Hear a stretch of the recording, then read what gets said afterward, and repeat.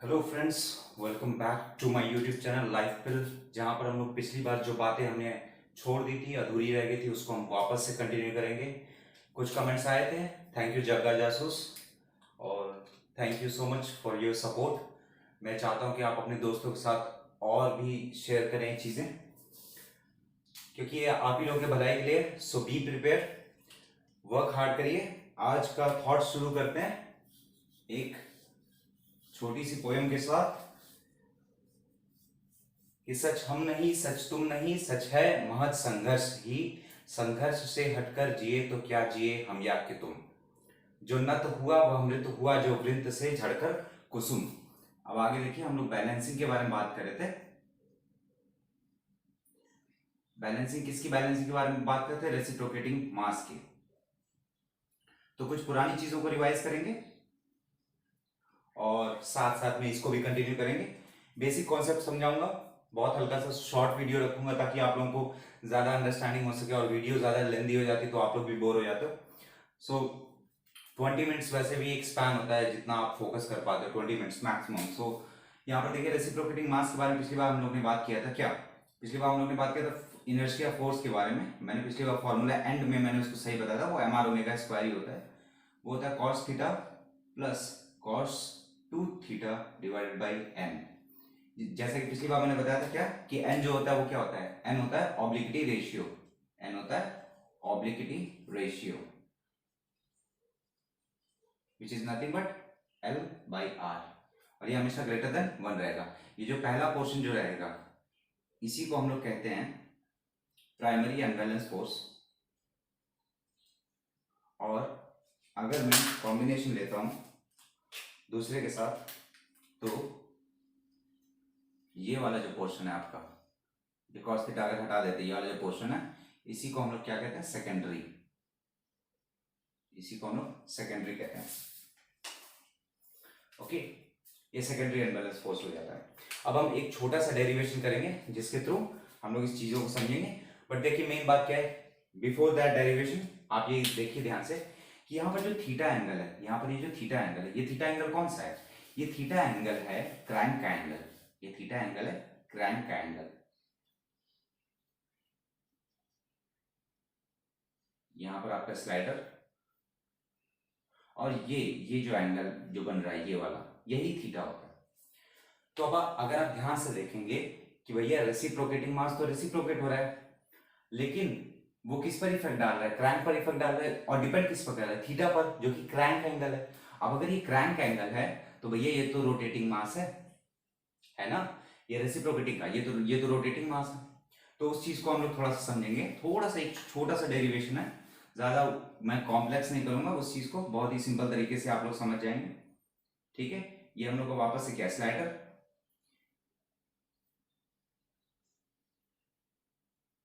और यहां पर आपका आ गया क्रैंक।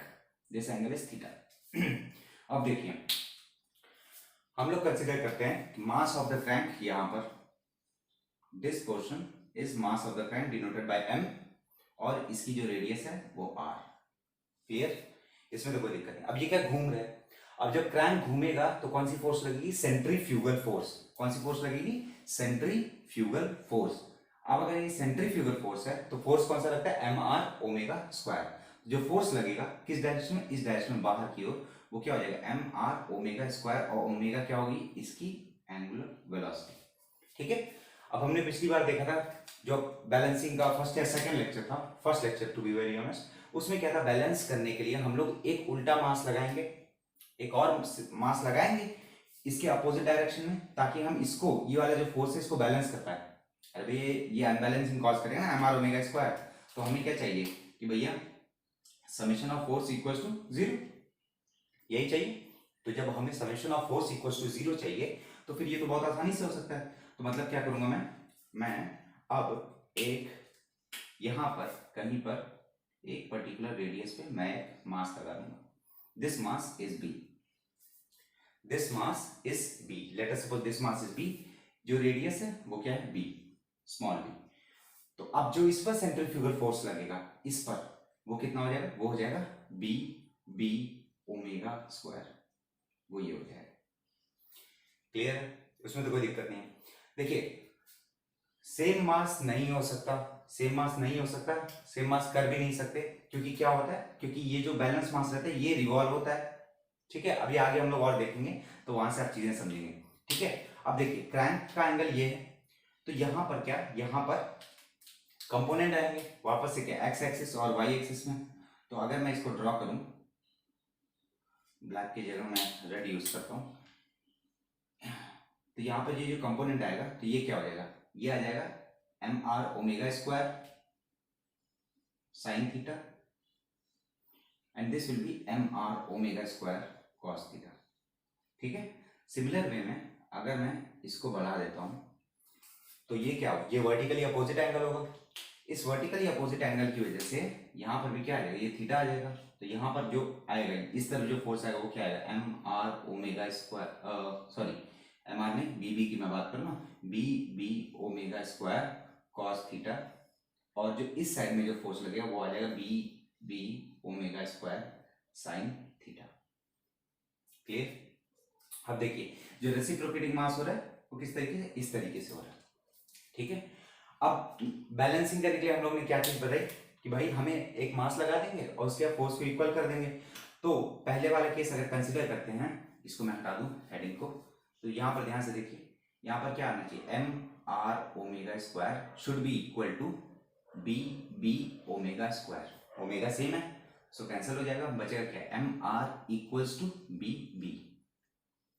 क्या ये पॉसिबल है, आप कहेंगे हाँ possible, but this is not possible, this is not possible at all.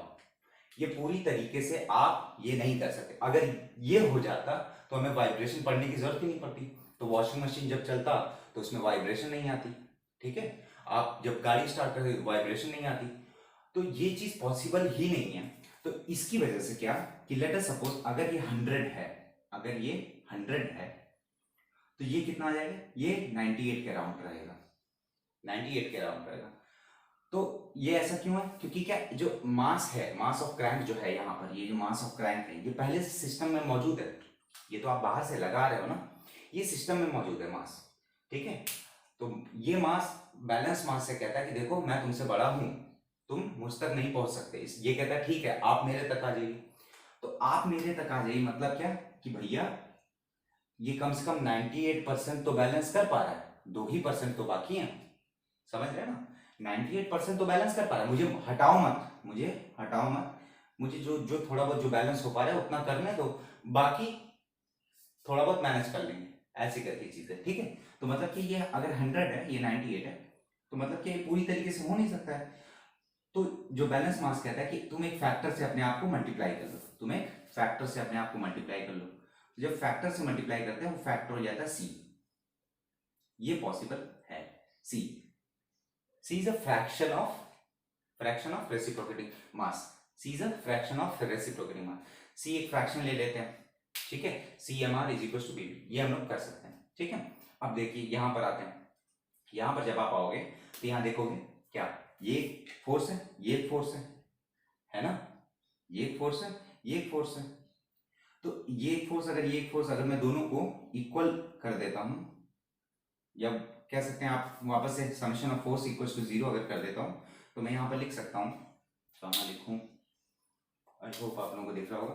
तो अगर यहां पर अगर मैं लिखता हूं M R omega square cos theta minus B B omega square cos theta equals to 0, ये लिख सकता हूं।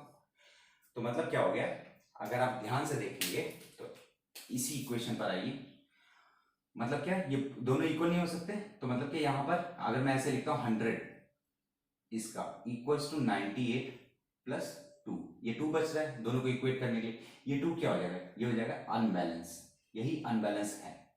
तो जब यही अनबैलेंस है तो इसके बाद मैं क्या करूंगा कि अनबैलेंस को मैं लिख सकता हूं कि एम आर माइनस बीबी, यही लिख सकते हैं ना, एम आर माइनस बीबी। तो यही M R omega square cos theta minus BB omega square cos theta. तो यहां से ठीक, M R omega square cos theta और बीबी ओमेगा स्क्वायर, वापस से सेम इक्वेशन आएगी, उसमें तो कोई दिक्कत नहीं। ठीक है, एक अगर आप बात ध्यान में रखेंगे तो ये वाला जो है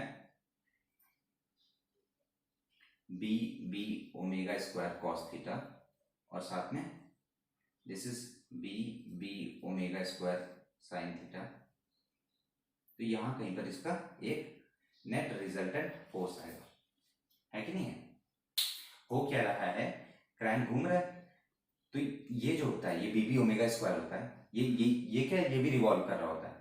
तो इसकी वजह से क्या होता है कि कई बार हैमर ब्लो इफेक्ट आता है, इसको हम लोग आगे देखेंगे। हैमर ब्लो इफेक्ट आता है। हैमर ब्लो में क्या होता है कि गाड़ी चल रही होती है, नीचे से फोर्स लग रहा होता है। तो जब कभी भी गाड़ी खाली रहती है, ठीक है, और वो तेज स्पीड में नहीं भगाते हैं जब भी गाड़ी खाली रहेगी, क्योंकि अगर तेज स्पीड में भगाएंगे तो इस फोर्स की वजह से गाड़ी पूरी की पूरी, ट्रेन पूरी की पूरी ऊपर की ओर उठ जाएगी और तहस नहस हो जाएगा, ठीक है। तो इतनी बातें अगर आप लोगों को क्लियर है तो मेन फंडा क्या था, C M R equals to B B. अब उसके बाद अगर आप थोड़ा सा इसको ध्यान से देखेंगे तो यहां पर हमारे पास जो मेन फंडा आ रहा है वो ये है, ठीक है। तो जो मेन फंडा हमारे पास आ रहा है वो आ रहा है कि जो हमारे पास फोर्स अनबैलेंस है वो क्या हो जाएगा, वो हो जाएगा M R omega square cos theta minus B, यही वाला फंडा M R minus B B, B B omega square cos theta, same, ठीक है। अब मैं बीबी को क्या लिख सकता हूँ, यहाँ देखिए बीबी को मैं क्या लिख सकता हूँ, सी एम आर लिख सकता हूँ, ठीक है। तो सी एम आर अगर मैं इसको लिखूंगा तो क्या आ जाएगा, यहाँ पर सी एम आर अगर मैं लिखूंगा इसको, आई होप आप लोगों को विजिबल हो रहा है, ठीक है। इसको मैं ऊपर लिख देता हूँ, इसको डायग्राम में डाल देता हूँ, आई होप डायग्राम समझ में आ गया होगा, ठीक है। तो यहाँ पर M R omega square cos theta minus B B omega square cos theta, इसको मैं लिख सकता हूँ M R omega square cos theta minus B B की जगह मैं क्या लिख सकता हूँ, C M R omega square cos theta. तो ये क्या, इसको हम लोग क्या लिख सकते हैं, M R omega square cos theta में कॉमन ले सकता हूँ, तो ये क्या आ जाएगा 1 minus C M R omega square cos theta. ये क्या आ गया, यही आपका अनबैलेंस फोर्स आ गया। ये क्या आ गया 1 minus C M R omega square cos theta, ठीक है। तो इस डेरिवेशन को और भी आगे करेंगे, ठीक है। थोड़ा सा और आगे बाकी है, मैं वीडियो शॉर्ट रख रहा हूँ। आई होप आप लोगों को ये चीजें थोड़ी बहुत समझ में आई होगी, नहीं समझ में आई है वापस से मैं कहूँगा जस्ट कमेंट इट डाउन, ठीक है। Make sure to like this particular video, अपने दोस्तों के साथ शेयर करिए जितना भी हो सके उतना, और साथ में जुड़े रहिए मेरे चैनल के साथ। मैं रोज एक वीडियो अपलोड कर रहा हूँ, आप लोगों को छोटे छोटे मैं वीडियोज बना रहा हूँ। ये पूरा का पूरा बैलेंसिंग चैप्टर खत्म होने के बाद मैं इसके ऊपर पूरी की पूरी क्वेश्चन सीरीज लेकर के आऊंगा, क्वेश्चन आंसर सीरीज, जहां पर हम लोग मिल करके बैठ करके हम लोग सॉल्व करेंगे चीजें कि गेट में कैसे क्वेश्चन आए, हैवी क्वेश्चन, इंजीनियरिंग सर्विसेज के कैसे क्वेश्चन आए, वो सारे के सारे क्वेश्चन हम लोग सॉल्व करेंगे। कुछ ना सही तो एक लेक्चर में 2 क्वेश्चन के करीबन में सॉल्व कर देंगे कि कैसे हो सकती है चीजें, आप लोग की एक अंडरस्टैंडिंग, बेसिक अंडरस्टैंडिंग बिल्डअप होगी। तो इस चैप्टर के एंड में मैं इसी चैप्टर के सारे जितने भी न्यूमेरिकल रहेंगे वो न्यूमेरिकल को हम लोग डील करेंगे, ठीक है। आप लोग बीटेक अगर पढ़ रहे हैं तो बीटेक में भी कोई दिक्कत नहीं होगी, वो भी क्वेश्चन सिमिलर वे में ही रहेंगे, उसमें ज्यादा इतना कॉम्प्लिकेटेड नहीं रहेगा। क्योंकि जब आप हाथी को मार दोगे तो चूहा कौन सी औकात है, मतलब जब आप इंजीनियरिंग सर्विसेज के क्वेश्चन सॉल्व कर ले रहे हो तो फिर ये AKTU या फिर और भी जितने भी यूनिवर्सिटीज हैं उन सब की यूनिवर्सिटीज के उतने ज्यादा मैटर नहीं रखते, ठीक है। तो ये टॉपिक मैं यहीं पर एंड कर रहा हूँ, इसके बाद में फर्दर मैं और वीडियो लेकर के आऊँगा सेम ही टॉपिक पर, ताकि आप लोगों का ज़्यादा टाइम वेस्ट ना हो, ठीक है। आप इसको थोड़ा सा पढ़िए, नहीं हो तो SS रतन बुक फॉलो कर सकते हैं। RS खुरमी मैंने प्रीफर करता हूँ, SS Ratan is much standard book than RS Khurmi, so SS रतन को आप फॉलो करिए। PDF आपको उसका Z लाइब्रेरी पर भी मिल सकता है, okay. So thank you so much for watching this video, make sure to subscribe it, अपने दोस्तों के साथ शेयर करिए, खुद लाइक करिए, कमेंट करिए, और साथ में हमेशा संघर्ष जारी रखिए, ठीक है दोस्तों। जय हिंद, जय Bharat, thank you so much.